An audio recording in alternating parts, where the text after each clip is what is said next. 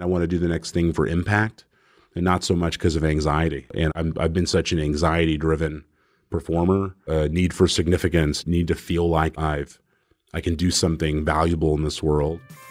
I'm your host, Tiffany Souter, and this is Scared Confident. I wanted Aman Brar as a guest on Scared Confident because he presents himself so confidently. The maximum confidence is the way that I've experienced him. And so I think I had this curiosity about what does the scared or fear part look for him? Like, what does it look like for him? And is it something he still wrestles with today, like his present self? Or if not, what has been his journey with fear? And I think what I'm beginning to learn in this overall like macro journey with Scared Confident is that everybody has voices of fear. And so I wondered, what were Amans? CEO, high growth leader, corporate strategist, deal maker, chief strategy officer, innovator, board member, a rare blend of strategy and performance. When you go look online at Aman Brar, these are words that you find. But I found that oftentimes our own perception of ourselves is not what others see. So when I say those words to you about yourself, what does it evoke for you? Like somebody else. I accept those parts about me, but to some degree, those feel like clothes that I put on momentarily. I've honestly always struggled with the CEO identity part. And every man, every woman aspect of me that I think actually held me back as a leader for a while because I needed to embrace the notion that leading is your calling. But the words that come to mind for me are like jokester, kindergartner, immature, tinkerer, builder, those kinds of things. It's like a different set of words that when I'm just thinking about myself that tend to resonate. Have you been intentional about not losing your playfulness? Because I think I would characterize you. There is a playfulness to you. Like when you say kindergartner and tinkerer, is that? Yeah, I like being playful. It's interesting because one of the things, even if I'm running a company, there is this whoa, I only knew Aman from the hallways where he's cracking a joke. And then you have a meeting with him and it's, who is that person? And the reality, they're both me. I do mode shift a little bit. I think we all experience that to some degree. But yeah, I want the things that I'm doing to feel playful, even if it's high stakes. Because at the end of the day, that's how I get some joy out of it. And I think helping keep things light also can help get the best ideas out on the table. And I think a lot of my ideas have been generated through just trying to keep a really open mind and really playful mind. Canvas was an output of just playfulness. What if we just texted people for interviews? That would be weird. And then it was a playful kind of part of my brain that liked that, as weird as it was. So another example is we were the first HR tech platform to integrate with Bitmoji, with Snapchat. And that it's again, just my playful nature is that'd be really cool. There's no real reason for that. But it was interesting. It helped recruiters and candidates express personality. And it drove inbound leads because it was just this weird, playful thing. So I like to think about the playful corners of serious discussions. It's interesting for you to say that because in my work as a brand strategist, what I basically feel like my job is to do is to decode a CEO and to help them understand what parts of you is getting good out of the organization and what parts of you need to be complimented, or it's the organization's mirroring it back negatively. So my brand strategist mind is wondering, as you talk about this natural playfulness, did you have to learn how to be firm and clear sometimes? Did you have to rehearse that part of you to be no, now is the time where the grumpy bear shows up and this is what that looks like? For sure. I had to learn. I think firm and clear is something that I'm always working on. It's a great example of that.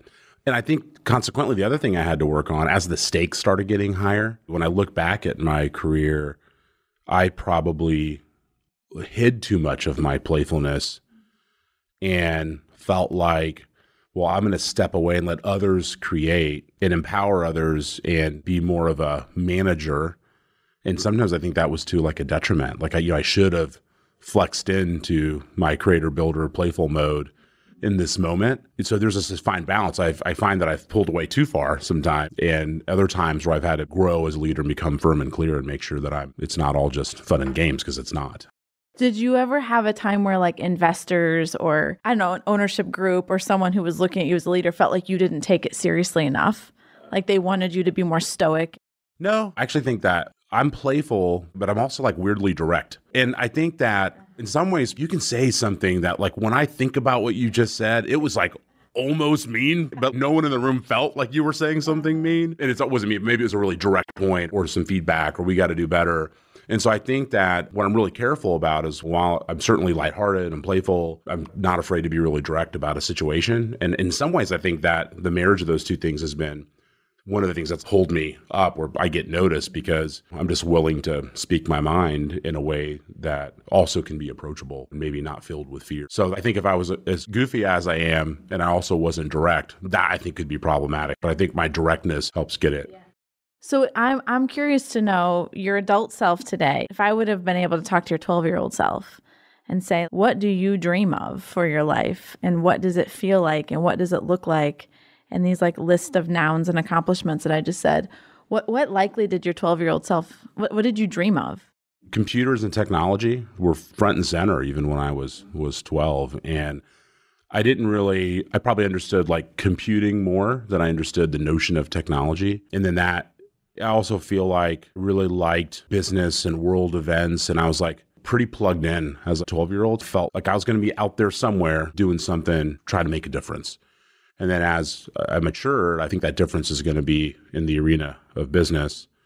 But I'm going to stay true to this thing I've always dreamed about, which is trying to really get into technology and employ technology. But I really did have that like vision of myself in tech, like at a really young age. And I remember as I would get older and was in high school and college, and when people ask, what are you going to do? I'm like, I don't know, I'm going to go to Silicon Valley. I just didn't know. That was like my beacon. And the reason I ended up going to Denver for my first gig in technology space, it was a company headquartered out of Silicon Valley, but I got a job in their Denver office. But I was like, oh, I'm halfway there now. It was like that simple. There wasn't a lot of calculus. It's in technology and it's halfway to where I think I need to be because at that point in time, technology hadn't been so democratized. It was really centered someplace. So that's what it was like my lighthouse. I was like, I got to get out there. So I think that part of my 12-year-old self was always there. And I think I was lucky to figure out really early that I remember being in college and taking computer science because that was like maybe, okay, that's what I got to go do. And I remember feeling, oh man, that person to my left is like way better than I am at this. And I had the wherewithal to know that I don't think I'm truly a great one when it comes to like actual coding. So I got to figure some other play out. And I really have a lot of self-awareness about that because I just felt like if I was going to accelerate through my career path, that I needed to find the thing that I was really potentially best in class at. And so I'm actually really glad that I got exposed to coding, but then also had the wherewithal to know that I was not going to be the best in the world at that part of the game. What mechanism in your life gave you exposure to all that stuff at 12 years old? Was it a natural curiosity or environmental? I don't know, how you grew up. But so I grew up really meager means. I didn't know I was poor until I went to college. I was like, oh, wow, I'm poor. I had no idea. But interesting, I'm completely unhandy. I don't do any projects at home, no home improvement. It's bad. Like I outsource everything. But I still, as a kid, was like taking apart VCRs. Like I didn't really have a computer, but we had a VCR. And if it was broken, I was fearless about taking it apart and putting it back together. Like a lot of times those folks end up being mechanical and engineering. Like interestingly enough, I wasn't. I was curious and I could tinker and I was like dangerous enough to fix something. And then if you asked me what I did, I probably couldn't even tell you. I don't know. I took it apart and like fiddled with some stuff and put it back together. So I wasn't that process oriented with it. And then I really wanted I remember wanting a Commodore 64 so badly. I wanted a computer. And we ended up getting a Tandy TRS-80 from Radio Shack. And I had the book out and I was like plugging in basic code when I was like super young. I literally remember my first Hello World basic thing. And I think, honestly, I gravitated towards technology. I'm fortunate for my parents that they took our few resources and then allocated them to things that really made an incredible difference in my life. And I think the irony is like that I just figure out that I'm not that good at it. Like it didn't realize that, but that doesn't mean I have to give up on my dream of technology or even my dream of creating things in technology and trying to pull together the rest of myself to build teams and find the people that could help me bring, things that I can imagine to life, even though I may not be the person that should actually put the pieces together. One of the things I would append to you in sitting on boards with you and watching you navigate an environment is that you generally has a different perspective than the room, or you're good at finding a contrarian perspective or a different perspective. Has it always been that way, that you've seen it a different perspective? And have you always been so comfortable? I was not a comfortable, confident person in what I'd call as a young person in middle school and high school. I had a lot of thoughts in my mind and contrarian points of view, and that contrarian nature started coming out in middle school and high school, and it got regarding ideas, and it got slapped down like really hard. And so I was like the prototypical like disengaged, like smart disengaged kid. One of my earliest examples of rebellion and contrarian thinking was I remember being in literature class in high school, and we were reading The Scarlet Letter. And I liked reading, so I was like an engaged student. I raised my hand, and I remember the teacher telling me, no, that point's that's not right. I'm like, what is right or wrong? I'm like literally having a debate with her about like how you're supposed to teach literature. Just to be clear, I'm sure she knew 100 times more than I did about how to teach literature, but I was really disappointed that my point was just, no, that can't be right. I'm like, how could you say that can't be right? It's like a point I made. And I said, look, I'm just done reading this thing. And we go the next 2 weeks, and then we take our test. And the teacher goes, Aman, thanks so much for coming around. I knew you would. And you know how they used to give the test back out in the order of highest to lowest, and I had the highest grade on the test. And I literally said, it's really easy to perform well when all you do is teach from the Cliff Notes. And I just pulled the Cliff Notes out of my bag and I dropped it on the table. And she starts crying. I actually felt like a miserable human being.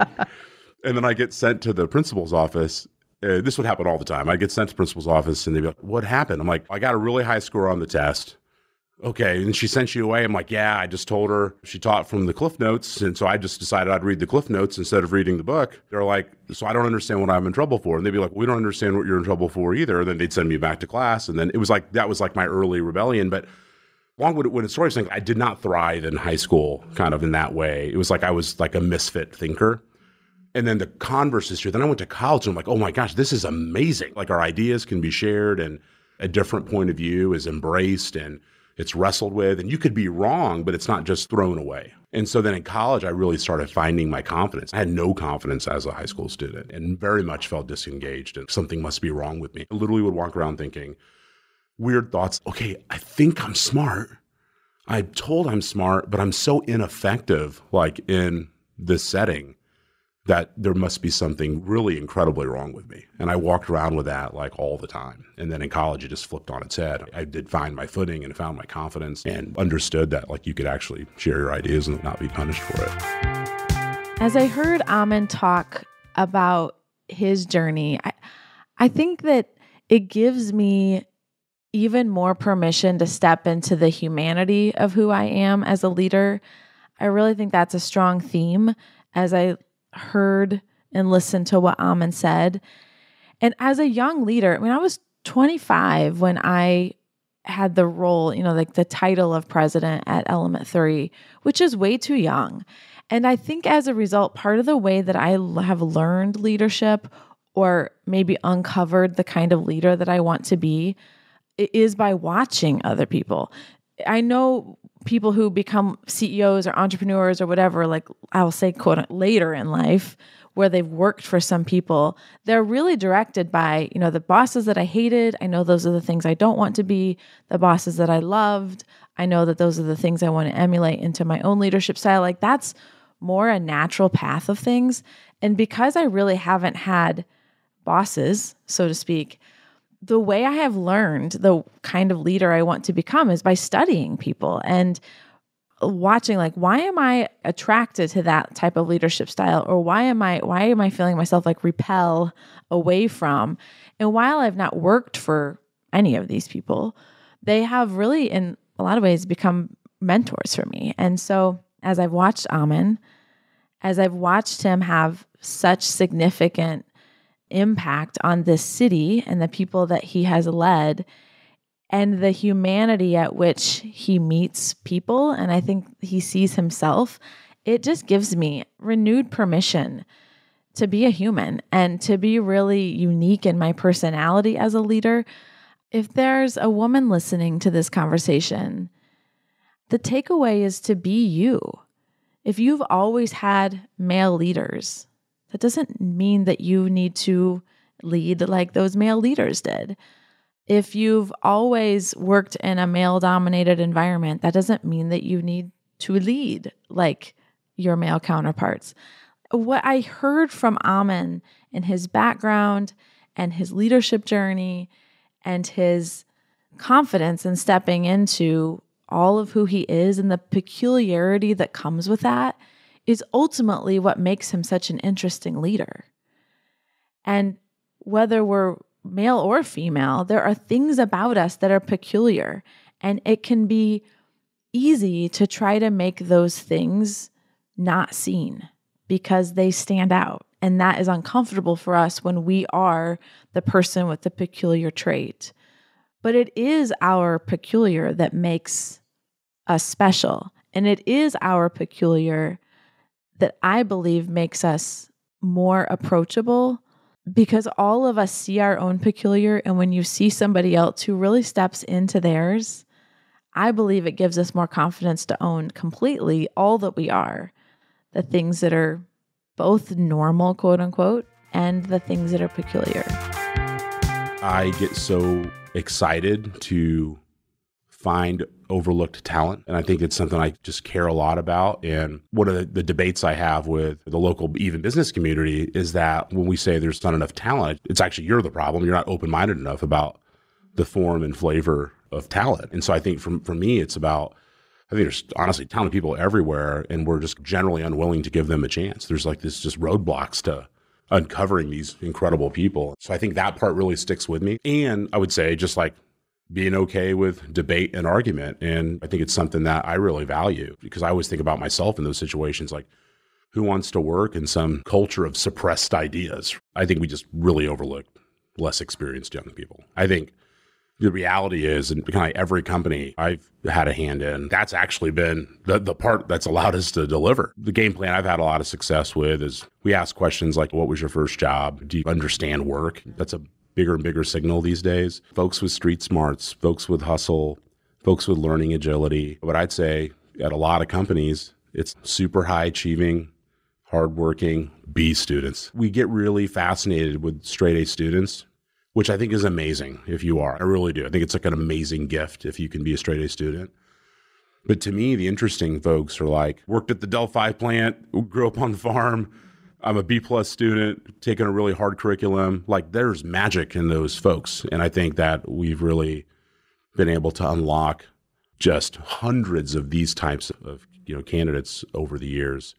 And then what happens is you surround them with a great captain of that team, whatever squad they're on, and like really awesome stuff happens. And there's such accountability built into some folks that they're just not going to let your customer down. They're not going to let their teammate down. So it is a lot more scientific than just saying, hey, we're going to hire droves of young people. I think there's a lot that those folks will close the gap really fast. I think those are the kinds of questions that we ask. I don't want to list the university because they're a good university, so I don't want to, it's not about calling them out, but we had a great hire. The GPA didn't make any sense. And this person's just oozing intellect. You're like, what is going on? Like you have a 2.9 GPA. I don't understand. I don't know if I've met somebody smarter than you in the last year. And I'm like, hey, your presence and your ability to navigate these really complex conversations and your GPA aren't making sense to me. Can you talk to me about what's going on? And they're like, so I'm also a music major. I'm like, oh, okay, cool. Tell me about that.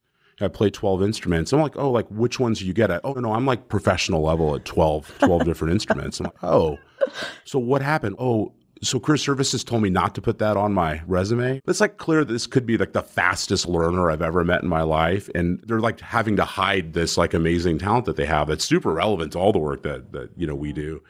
I just think there's just loads and loads of stories out there. We just find them all the time. Like just these incredible people that have really interesting stories, fight through really interesting challenges, have incredible hustle and kind of street smarts and accountability. And so I think that to me is the recipe. And doesn't mean that if you're a straight A student that maybe doesn't have all those challenges, you're not going to be an incredible contributor to a company. My point is that if we only focus on those people, we're just missing out on the majority of where I think the talent is sitting right now. What is the mindset thing you find yourself most coaching in young talent?